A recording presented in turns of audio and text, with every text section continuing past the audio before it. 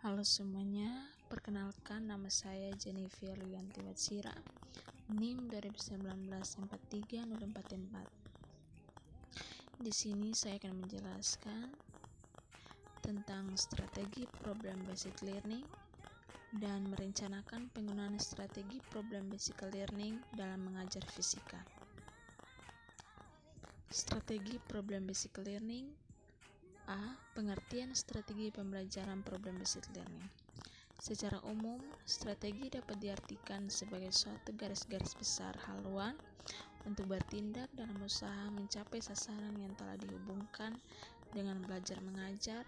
Strategi juga bisa diartikan sebagai pola-pola umum guru dan anak didik dalam kegiatan belajar mengajar untuk mencapai tujuan yang telah ditentukan. Menurut salah satu ahli, yaitu Sanjaya, mengemukakan bahwa strategi diartikan sebagai perencanaan yang berisi tentang rangkaian kegiatan yang didesain untuk mencapai tujuan pendidikan tertentu.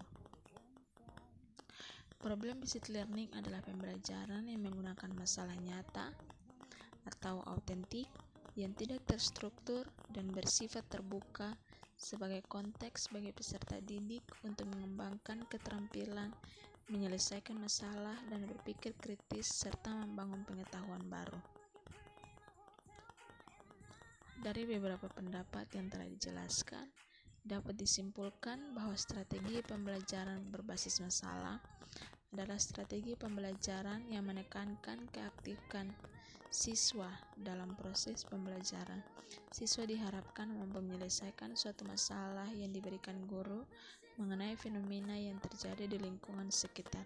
Selain itu, siswa juga diharapkan untuk berpikir kritis agar mendapatkan wawasan atau pengetahuan yang dapat diterapkan dalam kehidupan sehari-hari. B. Tujuan strategi pembelajaran problem based learning. Siswa akan memiliki pengalaman memecahkan masalah nyata sehingga dapat menumbuhkan beberapa kompetensi dari dalam diri siswa. Menurut Melo Silver, kompetensi siswa yang menjadi tujuan pembelajaran problem based learning adalah sebagai berikut. 1. Membangun keterampilan berpikir tingkat tinggi. 2. Membangun keterampilan memecahkan masalah secara efektif. 3. Membangun keterampilan belajar berkelanjutan. 4. Menumbuhkan kemampuan berkolaborasi. 5. Menumbuhkan motivasi intrinsik. C. Kegunaan strategi pembelajaran problem based learning. Pada dasarnya, penggunaan metode dalam pembelajaran ini secara garis besar dapat dikelompokkan menjadi 3 jenis, yakni digunakan dalam mengajarkan kelas besar, kelas kecil, dan individual. Menurut Tobroni dan Arif, berpendapat bahwa problem based learning tidak lepas dari keunggulan dan kelemahannya. Adapun keunggulan problem based learning yaitu 1. Mengembangkan peserta didik berpikir kritis. 2. Peserta didik aktif dalam pembelajaran. 3. Belajar menganalisis suatu masalah. 4. Mendidik percaya pada diri siswa. D. Langkah-langkah strategi pembelajaran problem based learning. Guru atau fasilitator memberikan konsep dasar, petunjuk referensi, dan skill dalam pembelajaran tersebut. Hal ini dimaksud agar peserta didik lebih cepat masuk dalam atmosfer pembelajaran dan mendapatkan pola tentang arah dan tujuan pembelajaran. Terdapat 7 langkah dalam penerapan strategi pembelajaran berbasis masalah. 1. Mengidentifikasi masalah. 2. Mengumpulkan data. 3. Menganalisis data. 4. Memecahkan masalah berdasarkan pada data yang ada dan analisisnya. 5. Memilih cara untuk memecahkan masalah. 6. Melakukan uji coba terhadap rencana yang ditetapkan. 7. Melakukan tindakan atau action untuk memecahkan masalah. E. Karakteristik pembelajaran problem based learning. Pembelajaran problem based learning, tugas guru merumuskan tugas-tugas kepada siswa, bukan untuk menyajikan tugas-tugas pelajaran, dengan harapan siswa bisa mendapatkan pola pembelajaran sesuai yang dibutuhkan dan diinginkan siswa, sehingga hasil belajarnya akan mendapatkan hasil yang lebih maksimal. Menurut Arendt, strategi problem-based learning memiliki 5 karakteristik sebagai berikut. 1. Pembelajaran didasarkan atas pemecahan masalah. 2. Adanya keterkaitan antar disiplin. 3. Penyelidikan autentik. 4. Menghasilkan produk atau karya dan mempresentasikannya. 5. Kerjasama dalam kelompok kerja. Berdasarkan pendapat yang telah dijelaskan, guru harus memperhatikan langkah-langkah dalam kegiatan belajar pada siswa agar kegiatan belajar harus dapat berjalan dengan maksimal. Melalui pembelajaran problem-based learning dapat membantu siswa agar lebih aktif dan mandiri dalam proses belajar mengajar, mampu meningkatkan kompetensi yang dimiliki sehingga dapat membantu terhadap keterampilan berpikir siswa. Nah, di sini adalah tampilan rancangan penggunaan strategi problem-based learning dalam mengajar fisika. Satuan pendidikan SMA, mata pelajaran yang saya ambil adalah fisika, kelas 11 IPA, pokok materi tekanan hidrostatis. Tahun ajaran 2019-2020, alokasi waktu 2 kali 45 menit atau dalam 1 kali pertemuan. A. Kompetensi inti. 1. Menghayati dan mengamalkan ajaran agama yang dianutnya. 2. Menghayati dan mengamalkan perilaku jujur, disiplin, tanggung jawab, peduli, santun, responsif, dan proaktif, dan menunjukkan sikap sebagai bagian dari solusi atas berbagai permasalahan dalam berinteraksi secara efektif dengan lingkungan sosial dan alam, serta dalam menempatkan diri sebagai cerminan bangsa dalam pergaulan dunia. 3. Memahami, menerapkan, menganalisis pengetahuan faktual, konseptual, prosedural berdasarkan rasa ingin tahunya tentang ilmu pengetahuan, teknologi, seni, budaya, dan humaniora dengan wawasan kemanusiaan, kebangsaan, kenegaraan, dan peradaban terkait penyebab fenomena dan kejadian, serta menerapkan pengetahuan prosedural pada bidang kajian yang spesifik sesuai dengan bakat dan minatnya untuk memecahkan masalah. 4. Mengolah, menalar, dan menyaji dalam ranah konkret dan ranah abstrak terkait dengan pengembangan dari yang dipelajarinya di sekolah secara mandiri dan mampu menggunakan metode sesuai kaidah keilmuan. B. Kompetensi dasar. Pengetahuan. 3.3 Menerapkan hukum-hukum pada fluida statik dalam kehidupan sehari-hari. Keterampilan. 4.3 Merencanakan dan melaksanakan percobaan yang memanfaatkan sifat-sifat fluida untuk mempermudah suatu pekerjaan. C. Indikator. 3.2.1 Menjelaskan pengertian fluida statik. 3.2.2 Menjelaskan konsep tekanan hidrostatis. 3.2.3 Menjelaskan persamaan tekanan hidrostatis. 3.2.4 Menerapkan konsep tekanan hidrostatis dalam kehidupan sehari-hari. D. Tujuan pembelajaran. Peserta didik diharapkan mampu menjelaskan pengertian tekanan hidrostatis. 2. Peserta didik diharapkan mampu menjelaskan konsep tekanan hidrostatis. 3. Peserta didik diharapkan mampu menjelaskan persamaan tekanan hidrostatis. 4.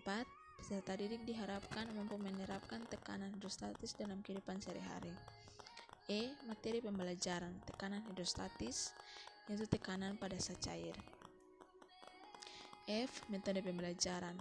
Pendekatan saintifik, model pembelajaran, problem-based learning, metode pembelajaran, demonstrasi, praktikum, diskusi, ceramah.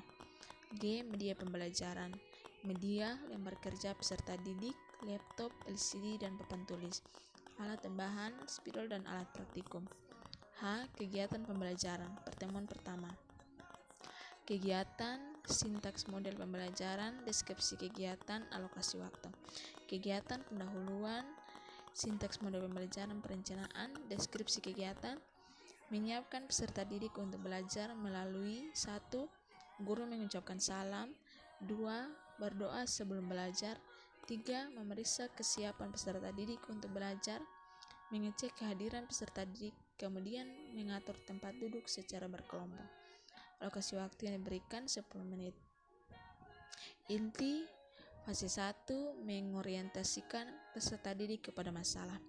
1. Memberi motivasi belajar secara kontekstual dengan memberikan pertanyaan yang menarik minat belajar peserta didik seperti, pernahkah kalian menyelam ke dalam air?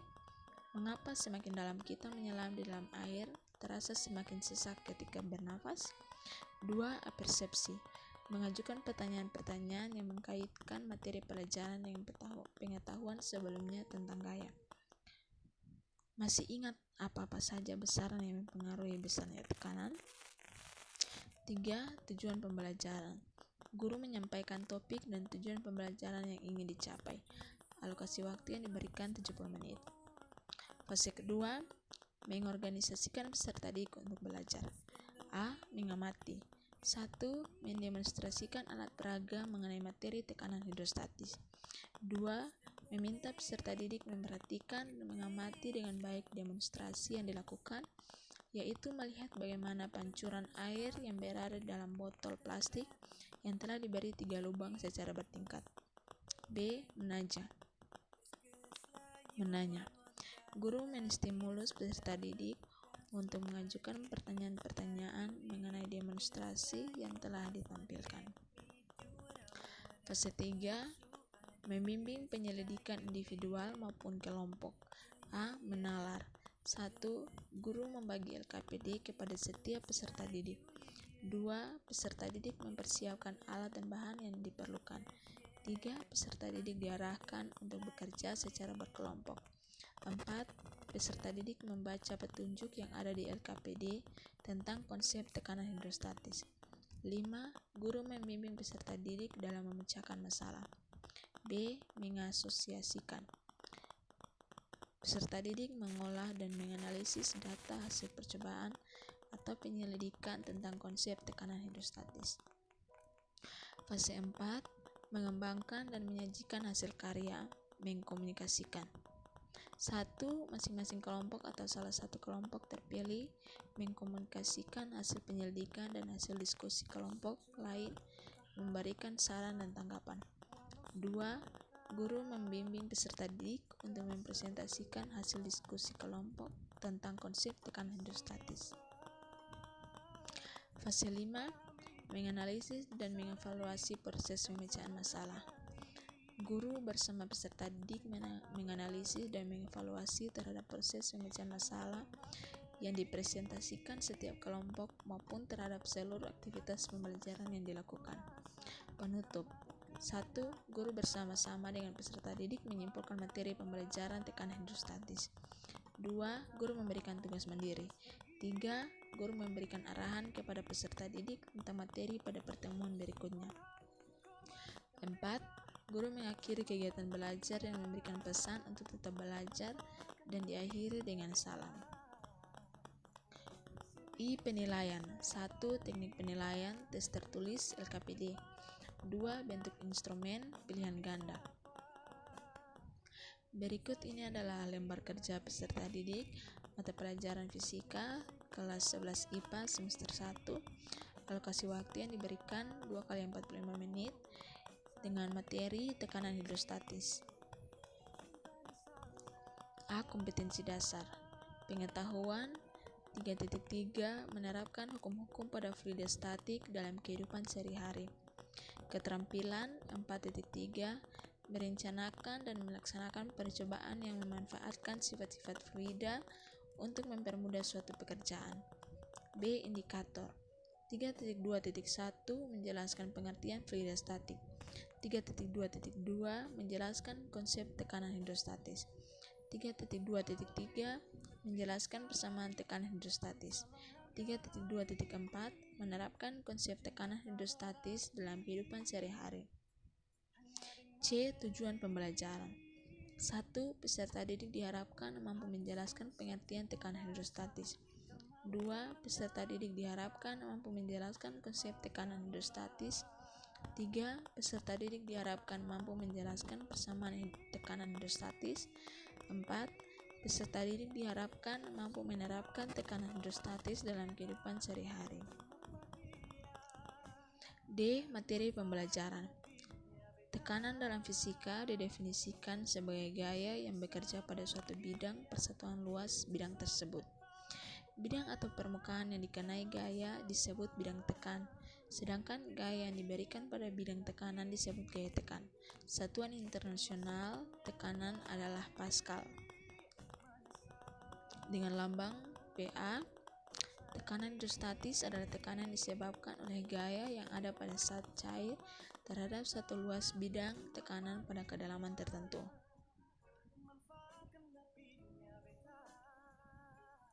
F. Alat dan bahan. 1. Botol besar berlubang 3, 2 buah, beri nama botol A dan botol B. 2. Air berwarna. 3. Minyak. 4. plester. G. Langkah kerja. 1. Tutuplah semua lubang pada kedua botol menggunakan plester.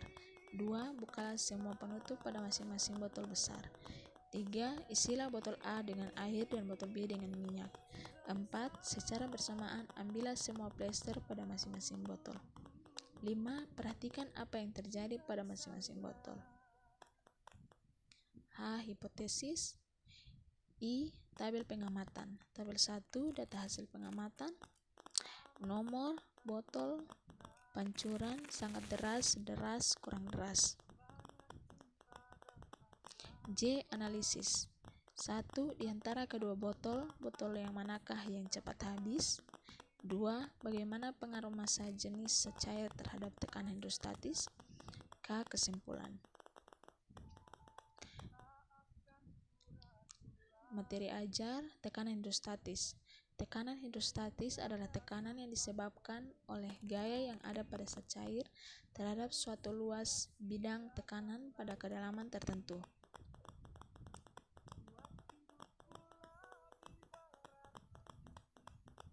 Tekanan hidrostatis ditentukan beberapa faktor, yaitu massa jenis zat cair, gaya gravitasi, dan kedalaman zat cair, sehingga tekanan hidrostatis dapat dirumuskan sebagai berikut. P sama dengan Rho kali G kali H, di mana P adalah tekanan hidrostatis, satuan Newton per meter kuadrat atau Pascal, Rho adalah massa jenis, satuan kilogram per meter kubik, G adalah percepatan gravitasi, satuan meter per sekon kuadrat, dan H adalah tinggi, satuan meter. Berdasarkan rumus tekanan hidrostatis itu, terlihat bahwa semakin tinggi kedalaman air, maka tekanan yang akan didapat juga makin tinggi, sehingga ketika menyelam semakin ke bawah, kita semakin merasa ada tekanan yang membuat kepala kita sakit. Berikut ini adalah lampiran lembar kerja siswa.